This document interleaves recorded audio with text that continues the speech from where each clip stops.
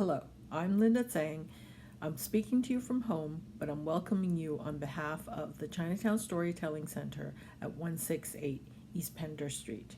We had originally intended to give you a glimpse into our new facility, but unfortunately, things happened. Instead, we'll be giving you an opportunity to see the work that we'll be doing in the future and share some of the stories that we've gathered. I hope you enjoy.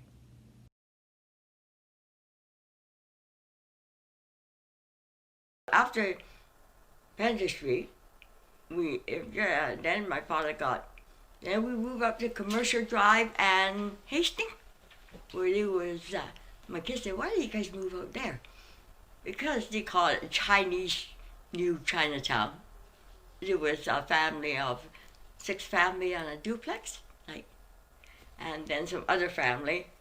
So we used to walk from Commercial and Hastings all the way to Main Street every day after school. You'll come home at 3 o'clock, grab a piece of bread or something, and then you start walking till you get to 4 o'clock down Main Street for school.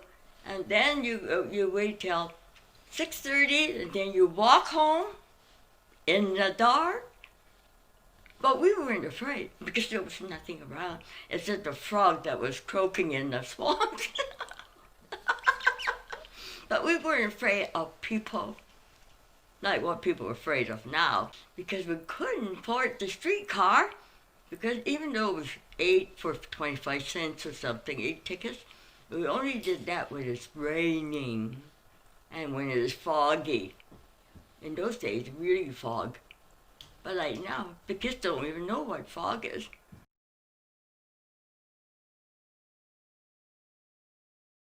Union Laundry was a family business on the edge of Vancouver's Chinatown. The laundry was a red brick building constructed in the early 1900s. Our living quarters was on the second floor above the laundry. As young children, my brothers and sisters and I started off folding fluffy towels. We were assigned more difficult jobs as we got older, such as feeding damp linen into the massive flat iron used to press bed sheets and tablecloths. Our customers ranged from fancy hotels to skid row rooming houses, stripper bars to greasy spoons, and even the Salvation Army Harbor Light Detox. My father collected used cooking grease from restaurants and cafes to make our own laundry detergent. The homemade soap was a concoction of grease, caustic soda, and other chemicals, which was mixed in a large steam-fed vat that was constantly percolating, much like a witch's brew. As an escape from the drudgery of the laundry, I would accompany my father on deliveries, maybe to the White Rose Cafe or to the Ovaltine. My father would say, "Hey, let's make a delivery and get some free eats." We would be gone for hours, and my mother would harangue him upon our return. Whether picking up bar tops smelling of stale beer or delivering clean hotel bedding, my father would invariably end up chewing the fat at length with the waiters or the cooks or the on-duty desk clerks.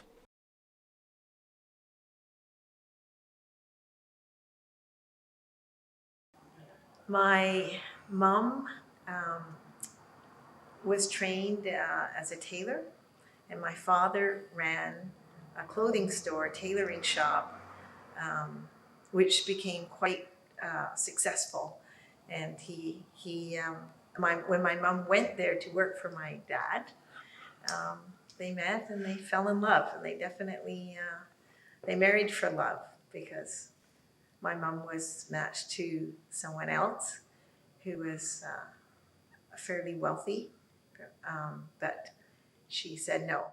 My father worked very hard because his father passed away, and he had all his siblings to kind of be responsible for, because he was then the oldest living son. He worked very hard all the way through school. He came home for dinner. He would go back to work at night. But having said that, it wasn't all and only about work. My dad was very social. He volunteered. He was part of the Lions Club. He loved music. if you go up the street and see that photo of the Chinese hillbilly band, there's my dad playing the washboard, and he can play the guitar, the banjo. He was a good singer. He loved to dance. So those kinds of things. He gave us music because he loved music.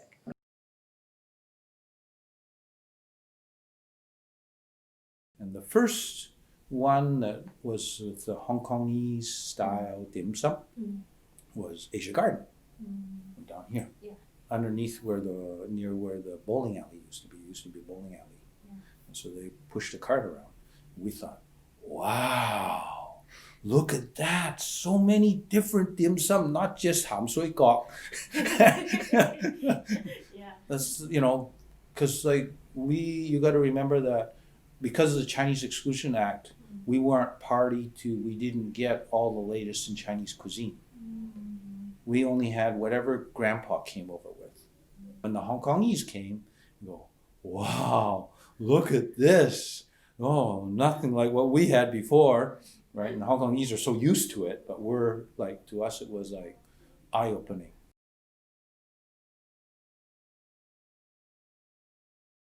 Hi, my name is Mira. I'm a designer and illustrator, and this is my story about how I got involved in Chinatown and why I think the community is so important. It actually all started about 2 years ago when my grandmother, Lily and Sam, passed away at the ripe old age of 98. But, unfortunately, my family and I didn't really know how to say goodbye to her in the traditional Chinese way. So I went to Chinatown to learn how we could actually do that. Luckily, I stopped at Bamboo Village, which is a local curio shop located right across from Newtown Bakery. And the owner, Keller, taught me step by step, like how to send my grandmother off to the afterlife with good luck.